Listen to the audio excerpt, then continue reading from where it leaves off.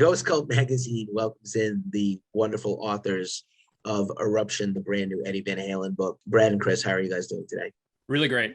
Good, Keith. Thanks so much for being here with us, and thank you for this book. You're going to hear me say that multiple times. There are many books about Van Halen.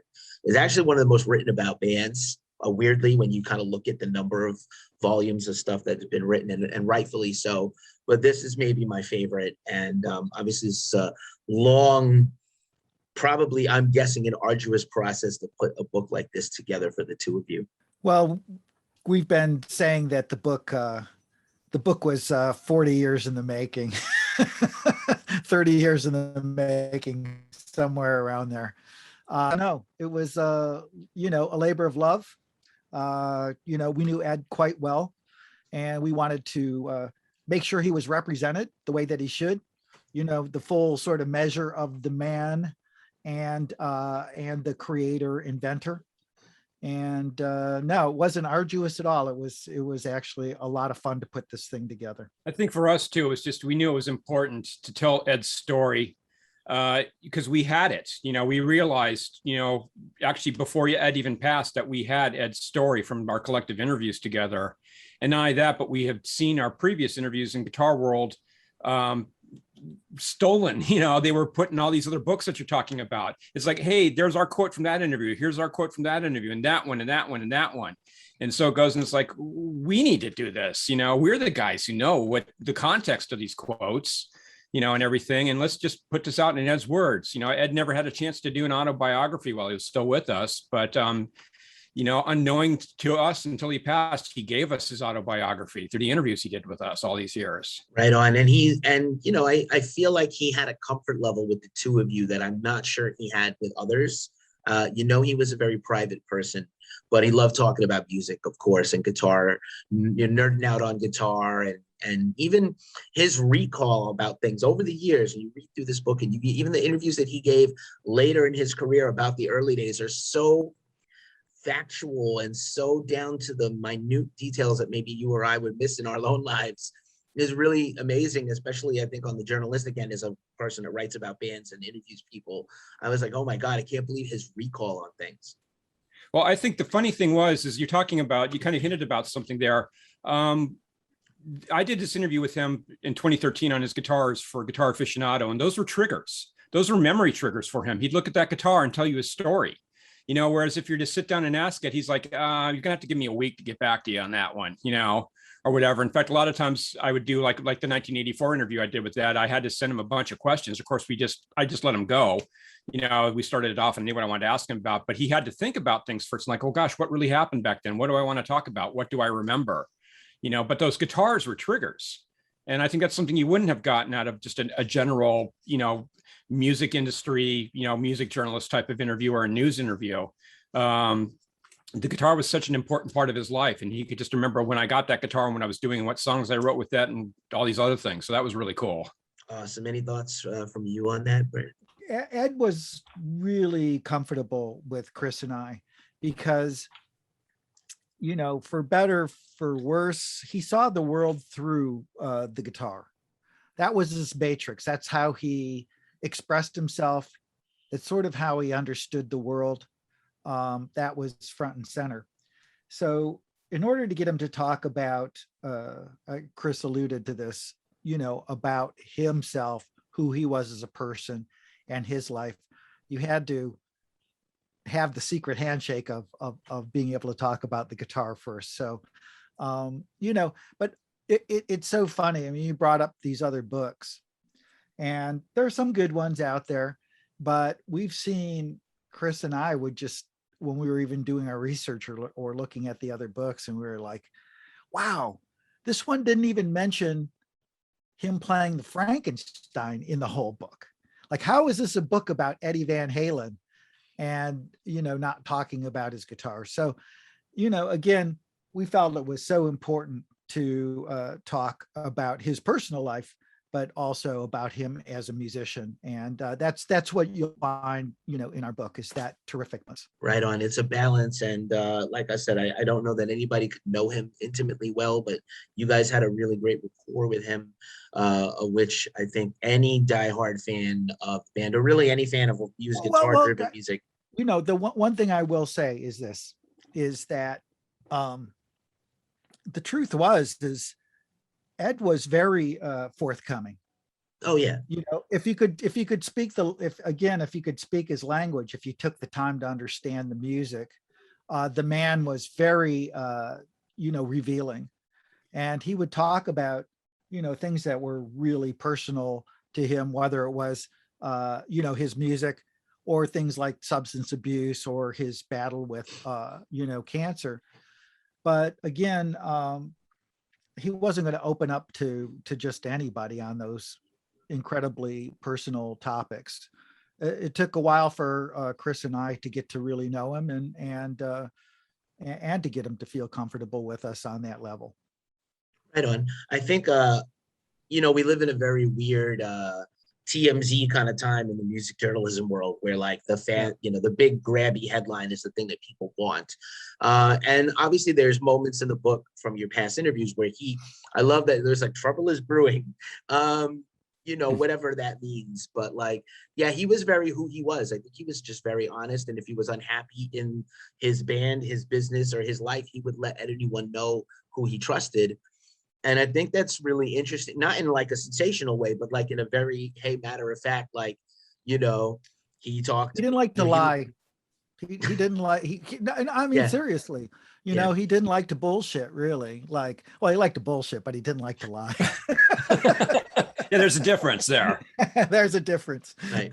Or maybe he didn't like liars, so he didn't like lying. He wouldn't like to lie because he did not like liars. You know how the music business is. People will lie to you to gain your confidence, and it's fake always, LA and such, and New York and such. But yeah, I love some of the stuff in there.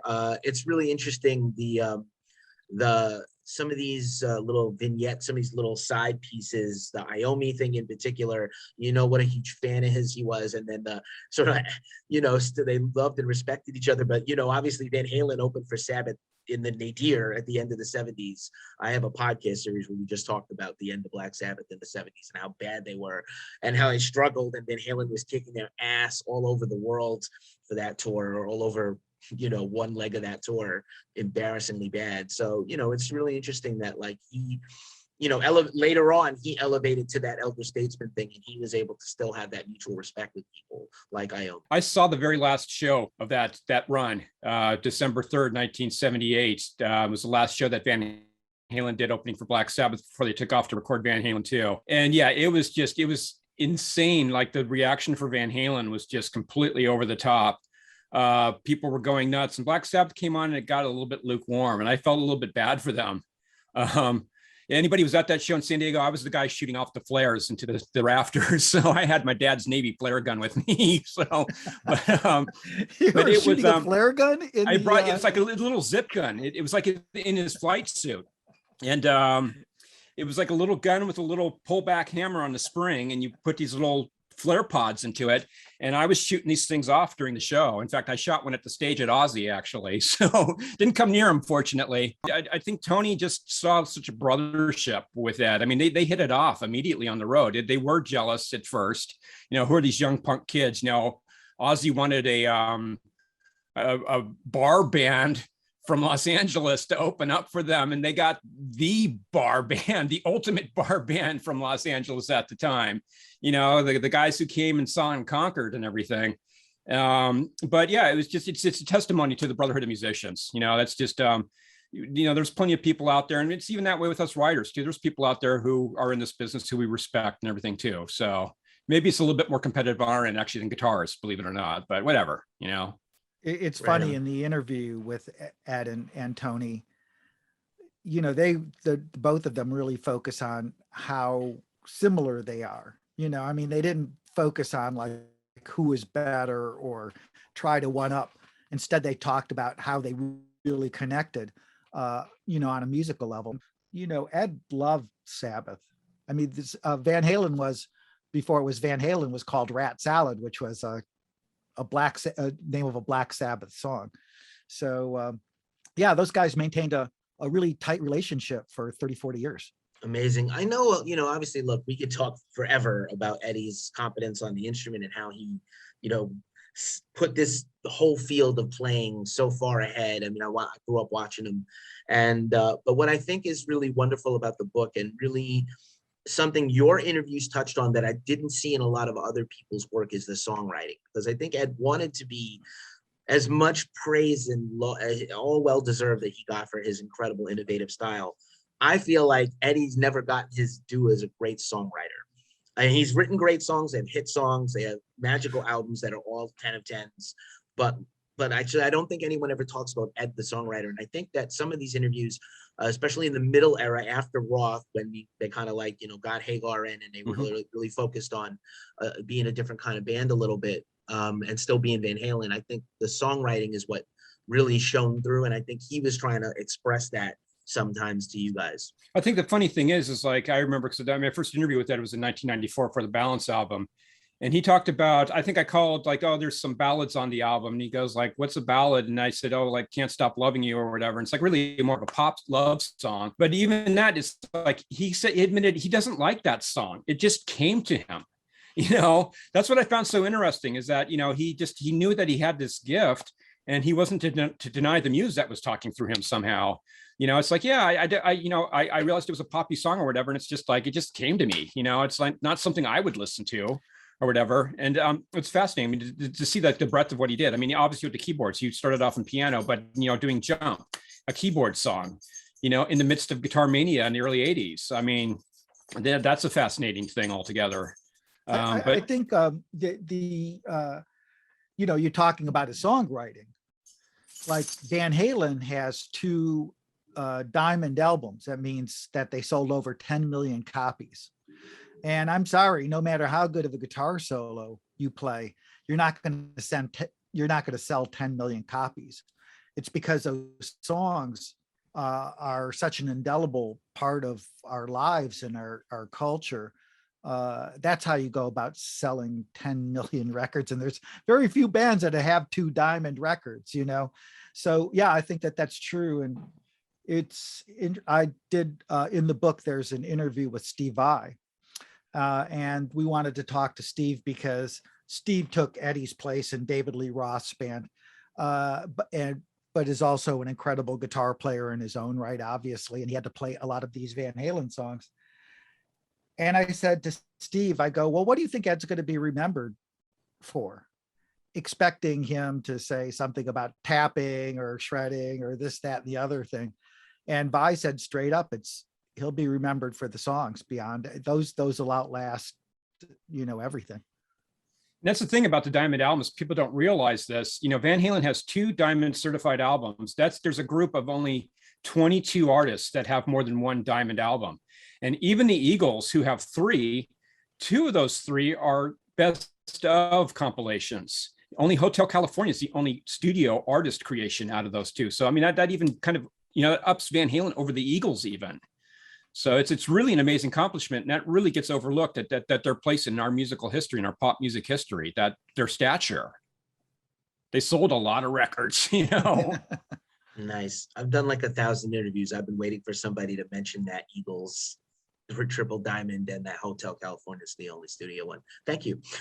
Oh, you're welcome. You're very welcome. I've done my research, believe me. You do. The book is beautifully put together. And like I said, I love these little asides, the Michael Anthony ones. And, it's really well done. I think it gives the whole picture of the man and the music and the band, which is really, great. Because like I said, there's a lot of stuff out there, but like I think this is probably my favorite that I've read, and is closest to, if you really, a lot of people worship the guy, but I think he was also just a guy in a band. He was just a talented guy. He wasn't like in awe of himself. He was like, this is who I am and I'm living my life. I know there's a lot of people who get that, they get that taste of fame and it changes them. But I think that he was probably always the same person he was before they were famous, the whole way through, just his personality and things. Obviously, look, fame changes you, but like, I think his gifts, he was aware of them. He knew that he felt a responsibility to use them for good, instead of evil. Yeah. Well, he stayed the same largely because he was a lot of the times it was about just the work ethic. I mean, It's something that started when he was a kid, where he would practice in his room. And we make a point in the book that 5150 is just sort of an extension of that bedroom. It's just a little bit bigger, and the recording gear is a little bit better. And Ed he sort of pokes fun at himself in the book, saying that, every time he would go out, he would just feel nervous about dealing with people. And so he would drink or do drugs or something and end up acting like a jerk. So for the most part, he was happier just to stay put.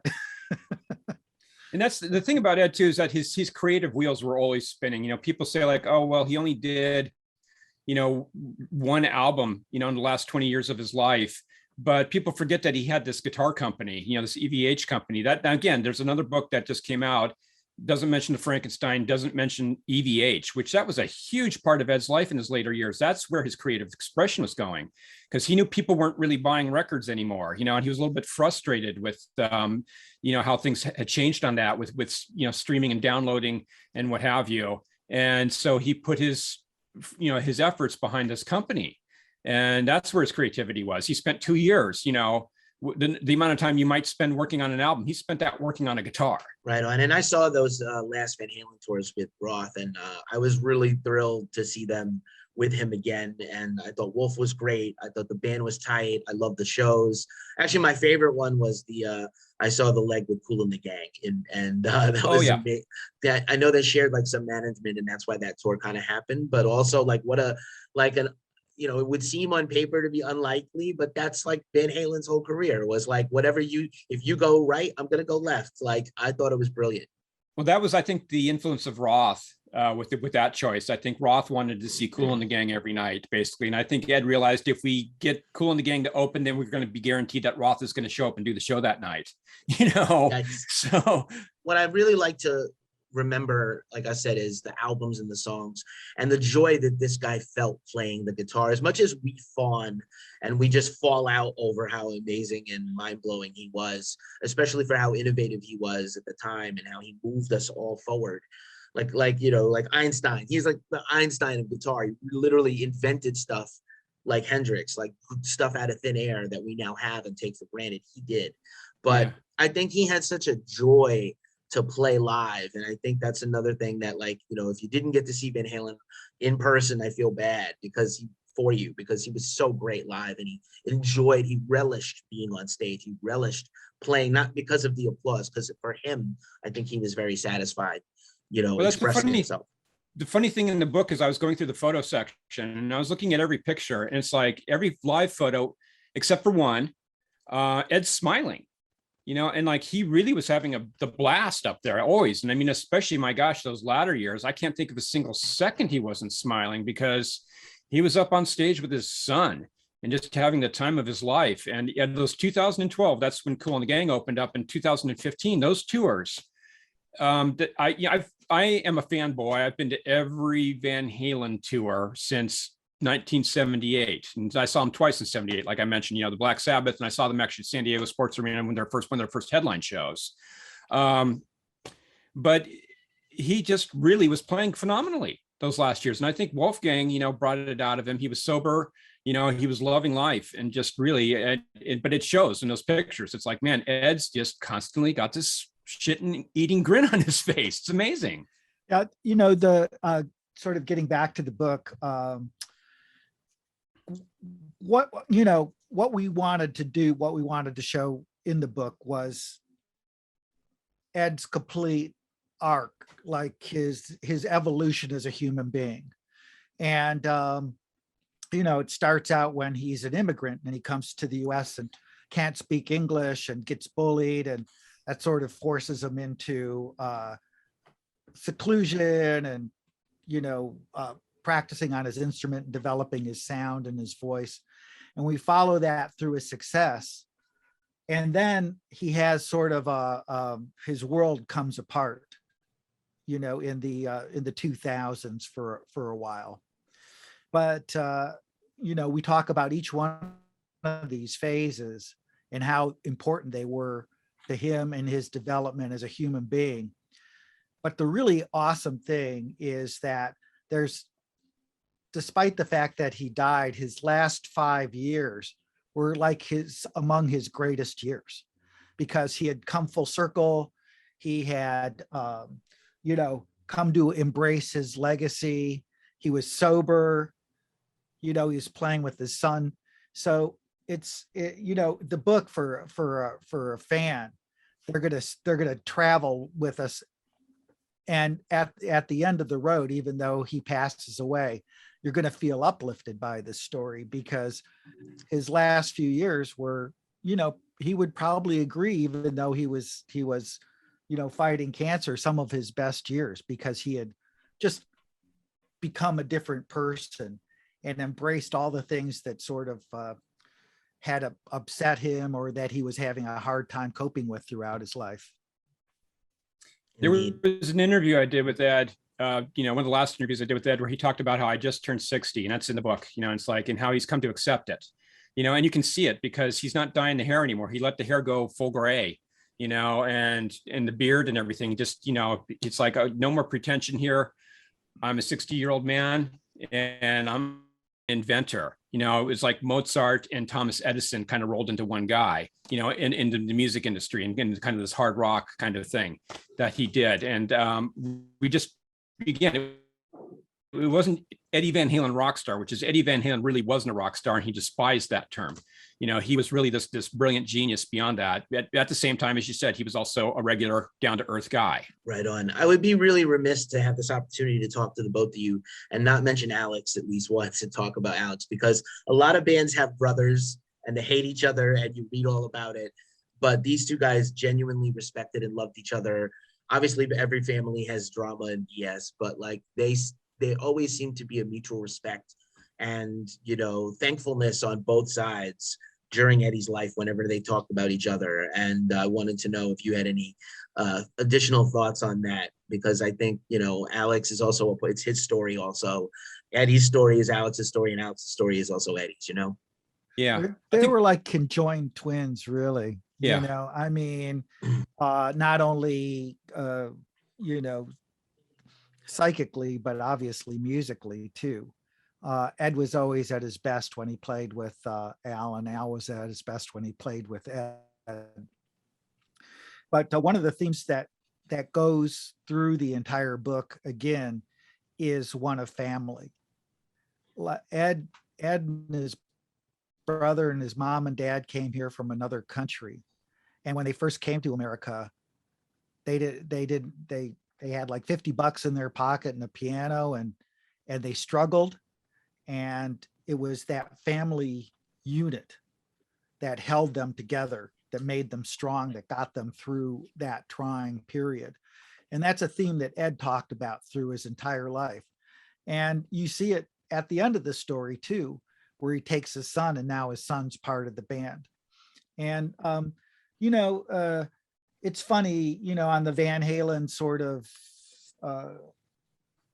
news networks and stuff, these guys are always going back and forth about whether Wolf should have been in the band, or Michael or Sammy or Dave, this, that, all these things. But what the book hopefully does is explain all that to you, why these things evolved in the way that they did. And it was just inevitable that when Wolf came of age, that he was going to be playing with his dad. So it wasn't really a choice so much between Wolf and Mike, as much as it was, Ed chose family and would choose family all the time. And obviously Alex, his brother family was such a huge, important part of that. Yeah. It's funny because that's, again, going back to that 1994 interview that I did with Ed. Wolfgang was all 3 years old at the time, and Ed was already talking about, seeing, his eyes light up when he saw his guitars and everything, and saying like, one day, Dad, I want to play guitar. And Ed was just like, oh yeah, good, great, and it's just like, he wanted nothing more, he said, I'm not going to push him, and I don't think Ed did push him. He just let it evolve naturally and everything. But you could tell there's nothing more that Ed wanted than for his son to be a musician and for him to be in the band. And that Michael Anthony's there in the background going like, oh crap, I hope he learns how to sing really well, Can because you play the tuba? Yeah. Can you play the tuba or the trumpet or something? Right. Because if not, man, my job is on the line. And sure enough, it was. I mean, I think that's why David Lee Roth said, 3 parts original, 1 part inevitable, because everybody knew that once Wolfgang came into the picture, man, and he started playing music, here he comes, and who can blame him? I mean, Ed and Alex, some of the greatest times of their lives growing up was making music with their dad, going out to these crazy oompa polka band halls, and everything like that, and passing the hat around, that was just really awesome for them. And I will make an addendum about Alex and Ed. When I did interviews with Ed, there'd be times where a phone call would come through and Ed would pick it up and the conversation would turn into Dutch. And it's like, okay, Alex is on the phone, and they were like those twins with their own secret language. I mean, it was Dutch, so it was secret to me, but not to them. But, it was so funny. It's just like, I always knew, when the conversation just turned into this rapid fire Dutch, it's like, oh, Alex is calling. Nice. I had the pleasure of seeing Wolf yesterday play with Mammoth, and I know Eddie was proud of him, and I know Eddie heard the music before he passed, and I am convinced that Eddie would be smiling down at his son and being very proud of the man he's become and the musician he's become. And he slayed it. His band killed it. And we were all feeling it. Everybody who watched the show were all feeling it, like that kind of, presence. Like we were all feeling like this is happening. This is the next generation of rock legends happening right in front of us. And thank you for sharing those things. This has been really wonderful for me. I hope it's been wonderful for our audience. I have one final question for you both, and hopefully it's cool. If you could get out the Ouija board and ask Ed one question you didn't get to ask him in all the many interviews, what would that question be, each of you? My question for him is, Ed, can you tell me absolutely every single little detail you remember about recording Fair Warning? Because that's the one thing in his history where he seemed to be ignored by journalists, and I was hoping to work my way up to that. I had a Van Halen 2 interview that never came because Ed was sick, unfortunately. But with Fair Warning, the media just for some reason seemed to shun Van Halen during that period. And so we have little bits and pieces from interviews afterwards, but not the whole picture. So it'd be a big question with a long answer, but that's what I would ask him. And man, your hands would be moving all over that Ouija board, but hey, it'd be worth it. Yeah, no, that's a really good question to ask, because many times when Chris and I were working on the book, we would be both going like, damn, I wish Ed was here. Why didn't we ask that, when we had the opportunity to, so those kinds of questions were coming up all the time. But I didn't really get a chance to, neither one of us, because he was too caught up in sort of fighting with his, struggling with his illness. I did get a chance to talk to him in the last couple of years, but it was always a very light, sort of casual, more of a catch up, how do you do, than it was a formal interview. And now looking at the entire sort of scheme of his life and how it rolled out, boy, I would really like to ask, I would have loved to ask him, now that he was sober, but he was dealing with his issues of his mortality. What was his big takeaway? Because he had turned into a different person right there at the end of his life. All of a sudden, he was talking about, he was embracing David Lee Roth. He was talking about bringing Sammy and Mike back into the band for a final tour. I wonder what was that switch that flipped, that all of a sudden gave him such a greater appreciation for all the work that those guys did with him. And, I guess sort of, if he felt that he spent too much time, bickering as opposed to, focusing on the positives. Good one. I feel like his entire life was a gift to all of us, and guitar and all of music. I do feel like we were robbed a little bit of whatever genius he would have shared the rest of his life. and fuck cancer. Yeah. You guys, thank you so much. It's been a real treat for me. Two guitar legends on another playing field. Thank you so much. Eruption, Conversations with Eddie Van Halen, is out now on the great Hatchet Books imprint, and you can pick that up anywhere you buy books. We'll have links to all that stuff in the description below. Thank you so much for spending this time with me and Ghost Cold Magazine. Thank you, guys. Thanks, Thanks Keith. for having us on. It was awesome. Thank you, Keith.